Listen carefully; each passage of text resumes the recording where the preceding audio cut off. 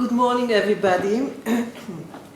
Today, I'd like to tell a tragic story about a small Eastern European town called Volkowisk, about its physicians, health system, and the end thereof during the Holocaust. Wait a second. Okay. I'd like to dedicate this lecture to the memory of Dr. Yakov Makov, a gynecologist who was born in Volkowisk and murdered with his wife Fega and daughter Teresa in Bialystok in the summer of 1941. Well, Volkowisk is located about 90 kilometers eastern to Bialystok, today in Belarus. And Jews probably, here it is, you can see it. Jews probably began to settle there during the 16th century, and about at the end of the 19th century there were around 5,500 Jews, approximately 50% of the total population.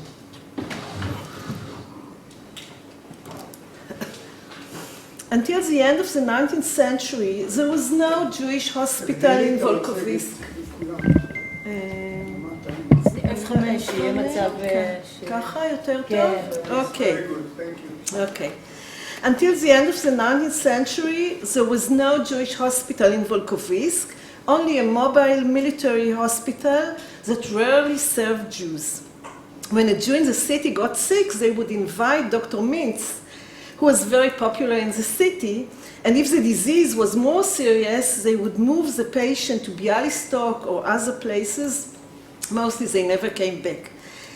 In 1898, the well-known philanthropic Nahum Heller and wife Hinda donated thousands of rubles to build a Jewish hospital, and the institution was equipped with all the necessary facilities.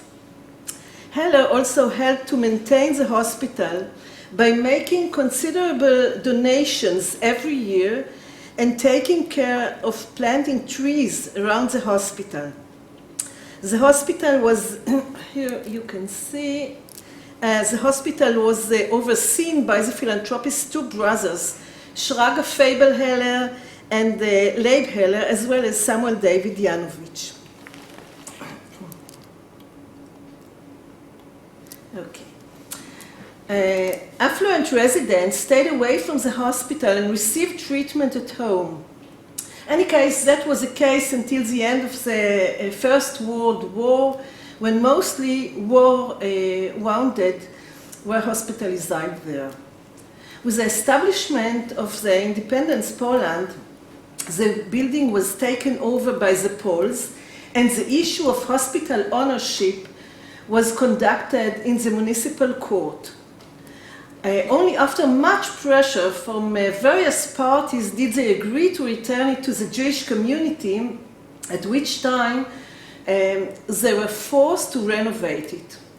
For that matter, the JDC and TOS and other organizations harnessed themselves. And the mission was completed in 1924.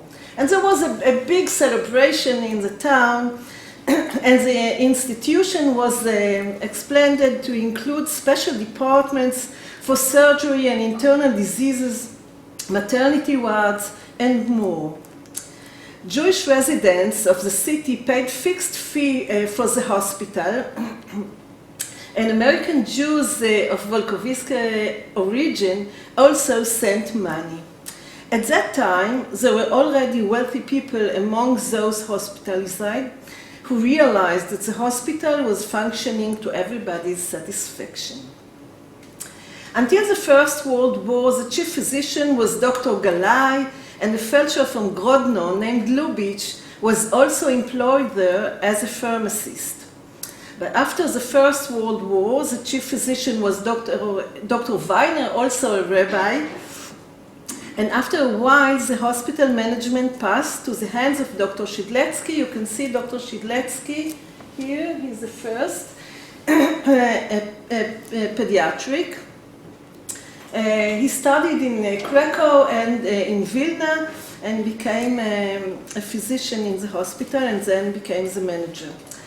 In 1932, the manager was a superstar physician, Mieczysław Niemczyk, who upgraded and developed the hospital, and during his cadence, the activity of the TOS organization also increased, and the Jewish hospital became a center of medicine and hospitalization, not only for the Jewish community in the city, but also for the surrounding towns and the Christian population that considerably enjoyed the hospital's services. With the help of TOS, an X-ray department and a chemical bacterial laboratory were established. Young physicians who had completed their studies abroad, oh, I forgot to change the... So do it now. Yeah, here, that's Mieczysław Niemczyk. Young physicians who had completed their studies abroad came to Volkowisk to undergo professional advanced training at the Jewish hospital. The hospital also had nursing courses administered by Mrs. Lipiec. I don't know if you can see, she's on the photo. There are only a few photos from Volkowisk.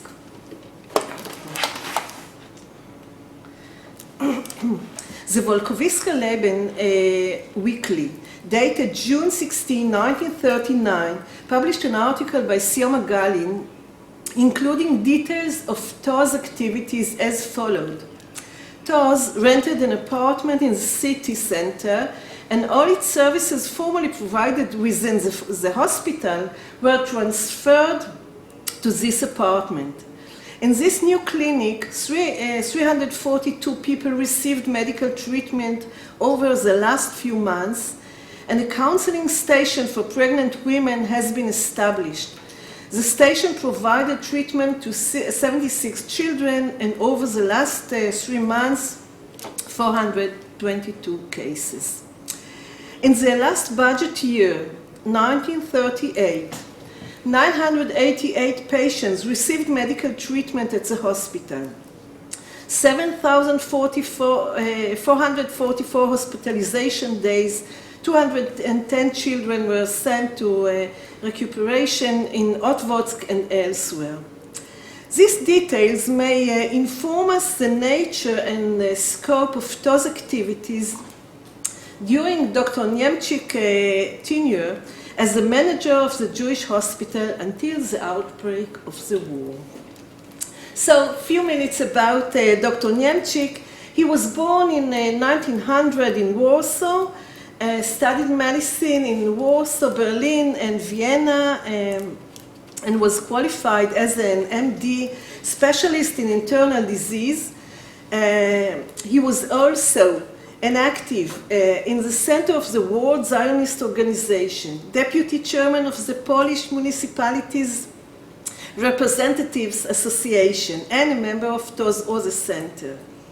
In 1934, he married Clara Magustina, and they had a small daughter, and life looked very nice, but when the war broke out, he was drafted into the Polish army, and his wife Clara and daughter were sent to Auschwitz death camp, where they perished in 1943.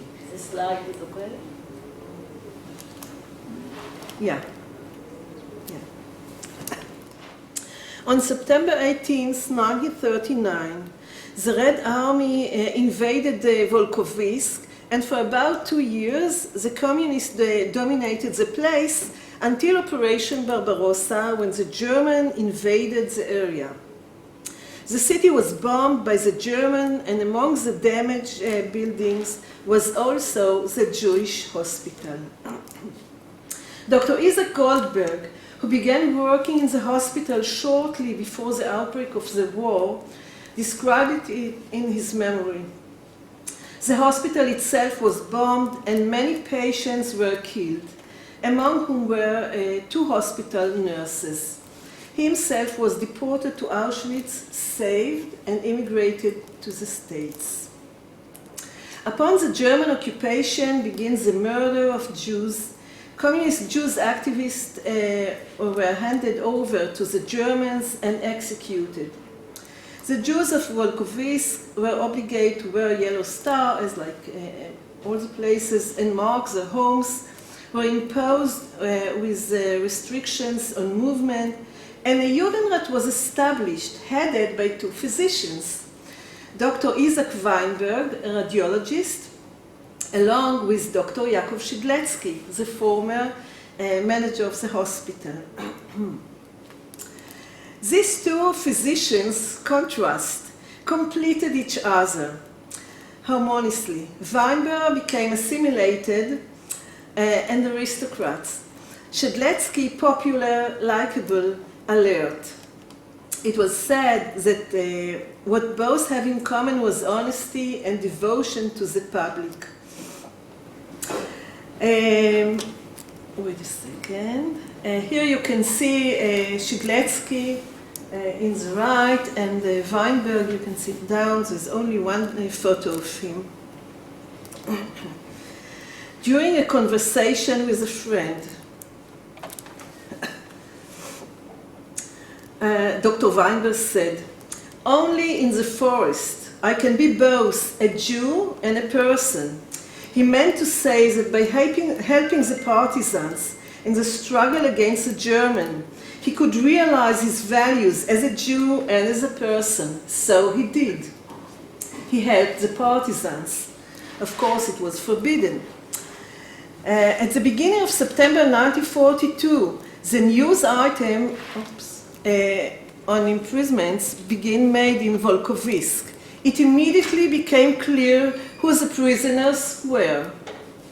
All Jewish physicians and dentists, both men and women in Volkowisk. I would like to call their names. Dr. Weinberg, the head of the Judenrat, Dr. Shidletsky, pediatrician, Dr. Kantor, Dr. Walewski, hospital surgeon, Dr. Kaufman, Isaac Honigstein and his wife, Dr. Goland, who came to visit her elderly mother as a guest from Georgia, Dr. Panther, dermatologist, dentist, Dr. Simon Press, Dr. David Trop, Dr. A. Mant, Dr. Rosa Einhorn, and Dr. Novogrodska Pieskova. At the same time, radio technicians and electricians, Herschel Reutemann and Pollack, and engineer Galitsky and others were also arrested. In the community, various rumors began to spread quickly within the Jewish population. Some believed that the Germans needed physicians to the front, and others told tales about forbidden medicine, but the real reason was unknown at that time. SS had precise evidence that a physician helped a partisan, but they didn't know who he was. They recruited two Ukrainians, sending them to the forest under the guise of Russian soldiers seeking to join the partisans. After finding the group in the Zamovki forest, they became friends with them and announced that they would join the group. While drinking in honor of joining, the partisans got drunk. The partisans got drunk and talked about the help that a Jewish physician gave a wounded partisan, as well as the repair of a radio by Jewish technicians. The two returned to town and provided the Gestapo with the info. On the basis of this info, the Germans immediately arrested all Jewish physicians, dentists, engineers, and technicians. The prisoners were placed into two bunkers, men and women separately. Yet, they were allowed to converse from time to time while standing at the doors of the bunkers. And after 3 days, the Gestapo started to investigate the prisoners. Herschel Reutemann, a Warsaw native who arrived in Volkowisk in September 1939, was an electrician who also was arrested on suspicion of having contacts with the partisans, accused of repairing a radio for partisans. In his prison cell, there was a small skylight from which he could see the physicians go out to the water through underguard and bath. He managed to exchange few words with Dr. Weinberg, who told him that the prisoners were accused of helping the partisans. In his testimony, Rothman said that the physicians looked tired but held on, adding that the physicians were beaten during the interrogation, and after a week, their faces looked bad. They suddenly became old, didn't sleep, and didn't receive food.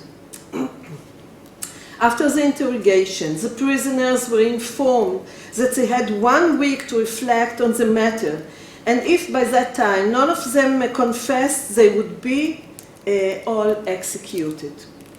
During the interrogation, Dr. Weinberg was not suspected of having committed the act. Thus, since he was the head of the Judenrat and was even favored, and thereof was extremely optimistic during the interrogation, whereas the others were pessimistic, especially Dr. Cantor, who was down and out by the physical torture during the interrogation, and even decided to accept the blame during the ultimatum period. But his friends, especially Dr. Weinberg, dissuaded him. In the meantime, radio technicians and women were released, and it was only then that the Jews learned of the difficult situation and began to look for a way to save the prisoners. In the community, Jews came every day, offering money, gold, and anything in order to release the prisoners. Twice special envoys went to Bialystok to the head of the Judenrat, Ephraim Barash, a Volkowisk native, to ask for his help, but he couldn't help, of course. The fate of the prisoners was in the hands of the local Gestapo authorities in Volkowisk. In the meantime, the ultimatum had passed, and the prisoners continued to deny what was attributed to them. On the eve of October 11th, the Gestapo officer assured the families that at the latest the prisoners would be released on October 13th. On October 12th, the women met with their imprisoned husbands, who informed them that they would be released the next day. But on October 13th, a truck reached the bunkers, took out the 10 prisoners, ordering them to remove their coats and leave them in the office. They were led next to a hill outside the city, where they were all shot. At 10 o'clock, when the prisoners' wives arrived at the scheduled time to wait for the release of the husbands, no one was alive anymore. So the question is, why did Dr. Weinberg not plead guilty? Well, both Herschel Reutemann and Dr. Noach Kaplinsky, a Slonim native who escaped to Volkowisk later, believed that Weinberg had not confessed, not because of his cowardice, but because he thought that by not confessing, he was saving the Judenrat and the entire Jewish community in Volkowisk. Well, in the fall of 1942, a closed ghetto was established in Volkowisk, and a few weeks later, in November, the Jews were transferred to a bunker camp that served the prisoners during the World War I. Around 20,000 people, Jews from all the area concentrated in this camp. The camp was in harsh conditions with a high mortality rate. Most of the Jews were deported to Treblinka within a few weeks, and the remaining Jews were deported to Auschwitz on January 26, 1943. After the war, in 1945, Dr. Niemczyk, a ranked officer, immigrated to Israel from Italy. Upon arrival, he changed his name to Ashkenazi, joined the Lehi underground, and was the head of the movement's medical services. Together with all Lehi members, he joined the IDF and served as a physician in the 8th Brigade between the years 1948 and 1950. After the war, he was chairman of Leumit Health Maintenance Organization Physicians, a member of the Professional Committee of the Israel Medical Association, a member of the National Tuberculosis Board, attended congresses in which he lectured on both cardiac and vascular diseases. He was vice president of the Theodor Herzl Bnei Brit office in Tel Aviv and a member of the Israeli Opera Council, a man of the intelligentsia. Ashkenazi passed away on January 1980. This is the hospital today in Volkowisk, Belarus. Thank you very much.